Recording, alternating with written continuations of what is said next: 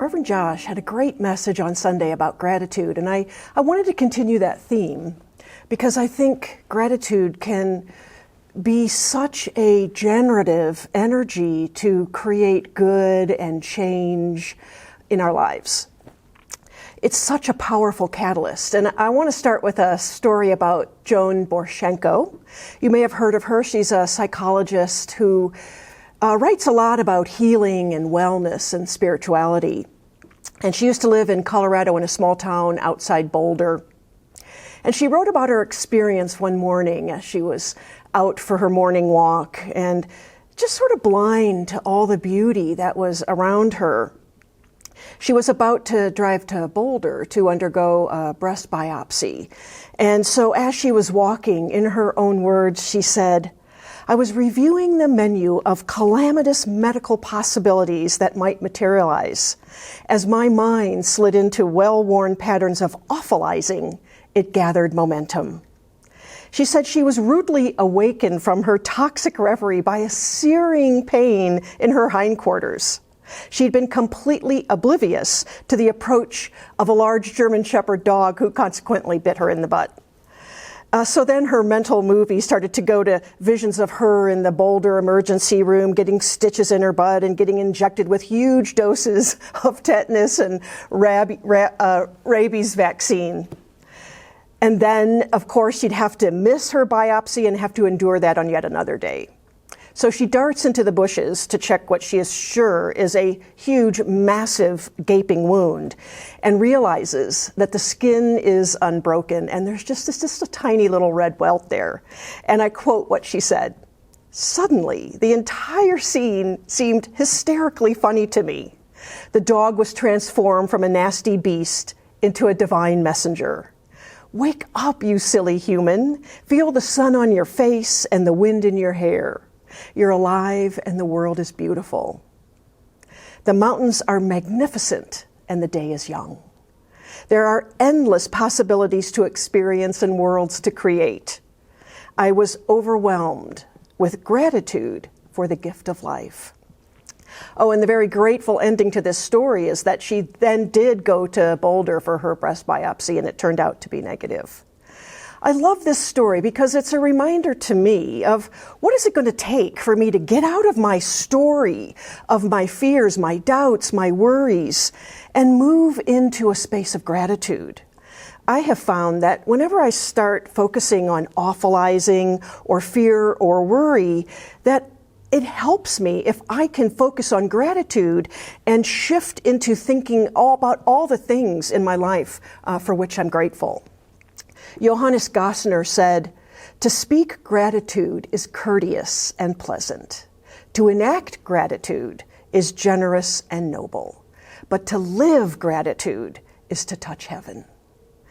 And gratitude is really this concept that runs through all religions and all faith traditions. I think no one said it better than Plato eons ago when he said, "A grateful mind is a great mind, which eventually attracts to itself great things." A grateful heart and mind opens us up to tremendous receptivity. We are always projecting some kind of thought to everything around us, and sometimes, without us even knowing, it can be limiting or negative or restrictive. But we can always, no matter what, we can bless our homes, we can bless our jobs, we can bless our money supplies, we can bless our families and our friends, and thereby confer this consciousness of abundance upon them. A great example of this is the story of Jesus and the loaves and fishes from the Bible. And it says that he took 5 loaves and 2 fish, and looking up to heaven, he gave thanks and broke the bread. There clearly wasn't enough to feed the 5,000 people that were there. But what he did first was he looked up to heaven and he gave thanks for the abundance that he knew was flowing to him. Eric Butterworth said, "And the law is that things become to you that which you see them as being." So Jesus blessed the food, And there was so much abundance of it left over that there were 12 baskets in the end that were left over from the feast. The lesson here is not to focus on the lack, but on the potential of abundance. And that's what I think the secret of gratitude is that it's not a reactionary emotion, but it is a causative energy. Victoria Castle's written a great book called The Trance of Scarcity, which takes a look at what is it that is keeping us from stepping into abundance, and how can we shift to have this amazing, prosperous life. She tells the story about the lowest time in her life. Her 11-year marriage had ended. Her father had died. She'd had surgery for a serious health challenge. She lost custody of her 2 dogs, and she moved to a new city to look for a job where she didn't know anybody, and her money was running out fast. She spoke about how she would wake up every morning just crushed with how she was going to face the day. Eventually, she ended up at a church where she wasn't thrown out for crying, and so she started going to services and classes and volunteer meetings and any kind of event where she could meet people. One evening, she went to a speaker that was sponsored by their singles group, and he suggested that everybody write down 10 things for which they were grateful. She said, "Clearly, he had not seen my life, or he would have been embarrassed to have made such an absurd suggestion. Just exactly what was I supposed to be grateful for? That my ex-husband, was 100 miles away and I didn't have to run into his pert little girlfriend? That I was overqualified for every single job I applied for? That the only extravagance I could indulge in was gasoline for my car?" And so she went home, and she decided that she was going to prove him wrong, thinking that there was no way that she could come up with 10 things that she was grateful for. She numbered her paper 1 through 10, and she started with number 1, Kleenex, for all the crying that I'm doing. 2, long-distance phone calls to her friends and her mom. Number 3, reruns of Magnum PI. That's as far as she got on the first day. The next day she did it again, and she made it to 7. She said, "Though I expected the lack of anything good in my life to continue indefinitely, nice things kept insinuating themselves into my awareness. Pretty soon she couldn't stop at 10, and the more she looked, the more blessings she found, and the happier that she became." What she discovered is that she didn't have to wait until her life got better in order to feel a level of gratitude, and then consequently a greater level of abundance. And by abundance, I mean not just money, but health and happiness and joy and well-being. Our experience of abundance is determined by our inner state rather than any kind of outer circumstances. In other words, it's the essence behind the form that really matters. It's the energy of confidently expecting abundance without being attached to the outcome. Living in this energy, this feeling of it already is what is the secret. And when we can do this, then we immerse ourselves in the flow of abundance and the flow of gratitude in the universe that is always, always around us. And Victoria, she concluded her story by saying, "People who operate in a state of gratitude are consistently more creative, joyful, connected, resilient, and peaceful than those who operate inside the trance of scarcity, which perpetuates criticism and complaint." She concludes, "I know. I've done thorough research in both camps."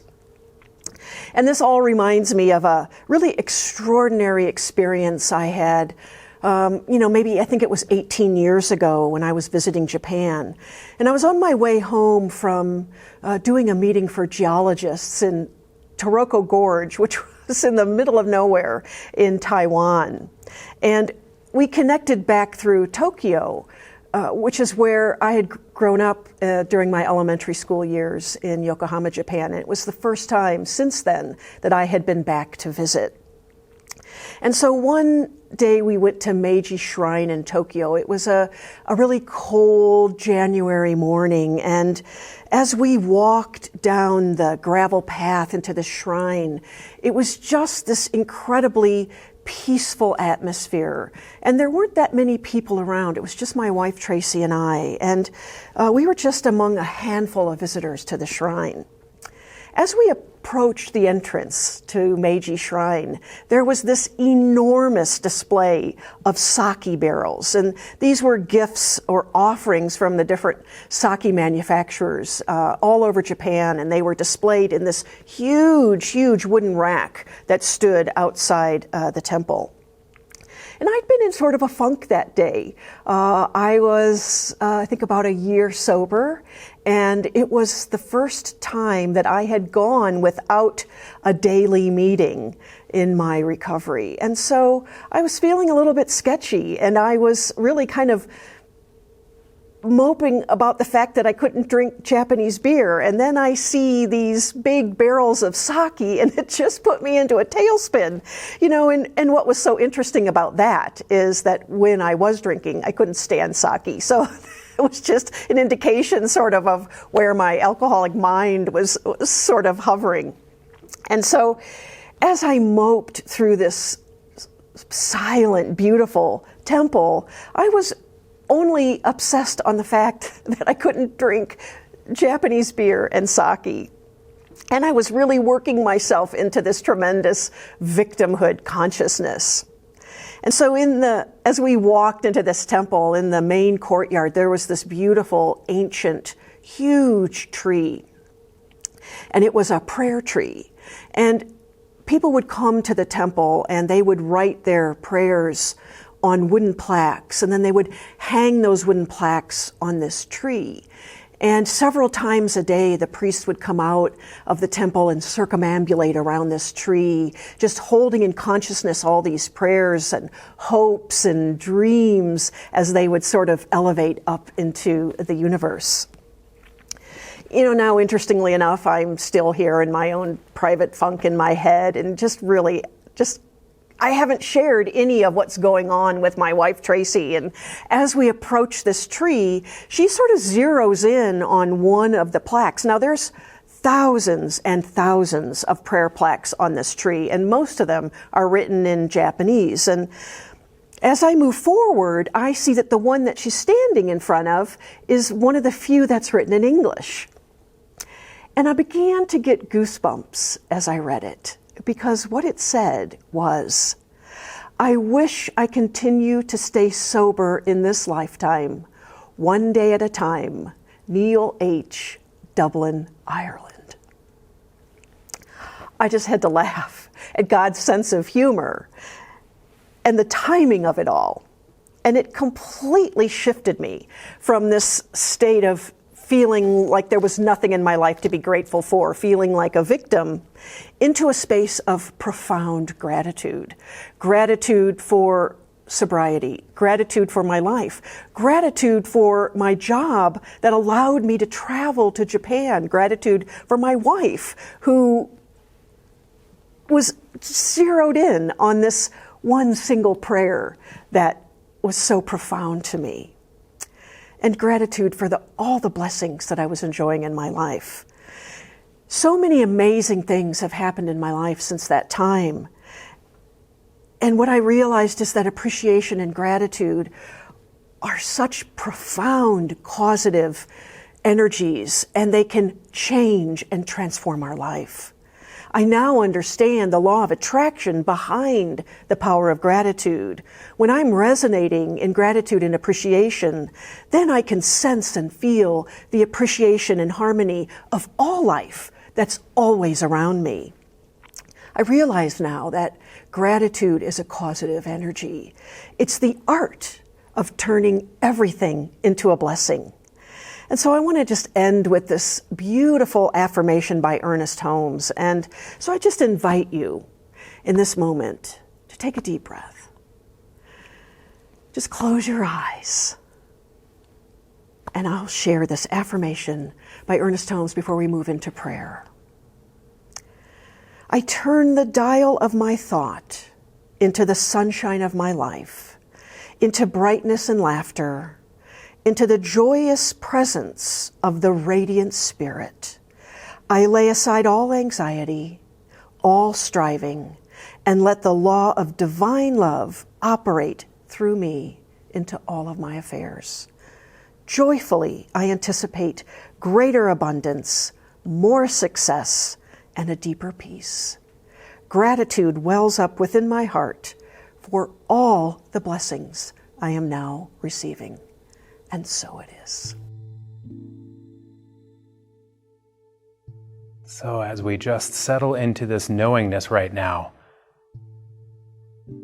into this space of centering ourselves out of the busy mind and into the love, heartfelt space of our heart, of our center of our beingness, we simply turn into the space that knows no boundaries.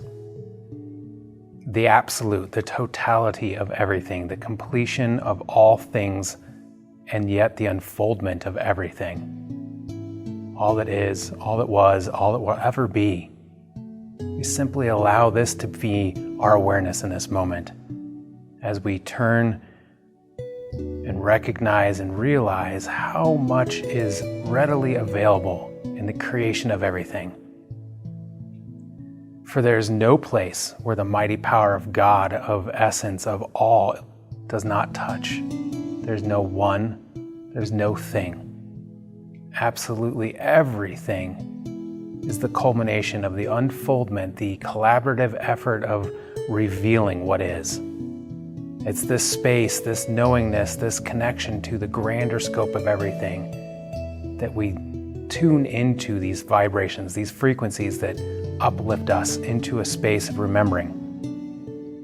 For just as the sun shines and every ray that shines out of that sun is unique and individual, it is also part of something more, that bigger thing, that universal thing that is. It's the totality of everything, the completion, the ultimate all of all. Every drop of rain, every leaf that falls in the fall time,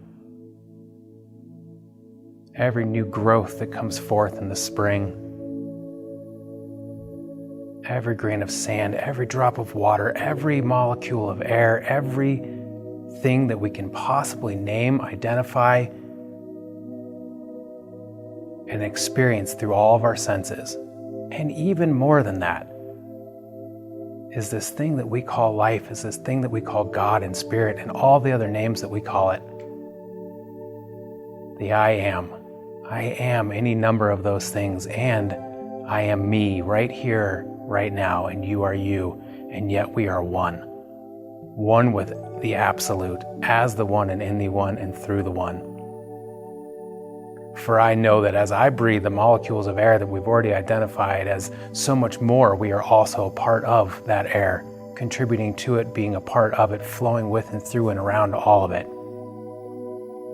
It's this knowingness, this connection with the one and as the one that brings me full faith that the words that I speak in this moment are indeed moving forward through the creative force and taking form instantaneously. It's this knowingness that allows me to settle into the spiritual space of faith and spiritual fulfillment. Feeling that knowingness that no matter where I am or what I am thinking or doing, no matter what is going on in our outer world or inner world, we are always sourced, always tapped into and a part of this great wave of creative motion that is moving forth in all directions and all frequencies.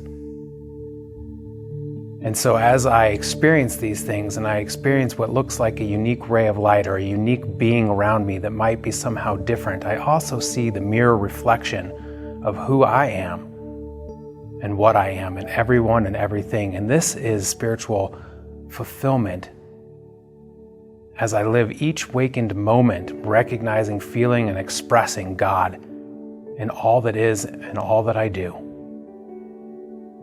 It's here in this place that I can feel and experience and know that there is more than enough for everyone, everywhere, at all times. That there is no diminishment by me accepting what is for me and you accepting what is for you. The totality is infinite.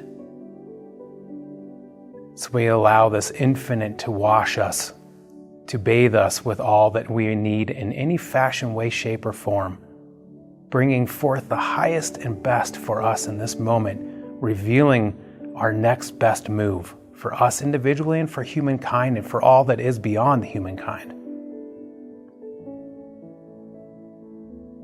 Feeling my cup being filled to overflowing, I allow myself to relate with the I am and to relate the I am in all that I am and all that I do. How good it is to know this and feel this as I move about my daily life, to experience God everywhere and in everything. With great gratitude for the expressions that are all around me and all within me. Great gratitude to recognize, to know, and to experience this. I simply place these words into the consciousness, into that flow of all that is, into the alchemy of everything, and know that it is immediately acted upon. For these are the words of the I am. We allow it to be, we let it go, and so it is.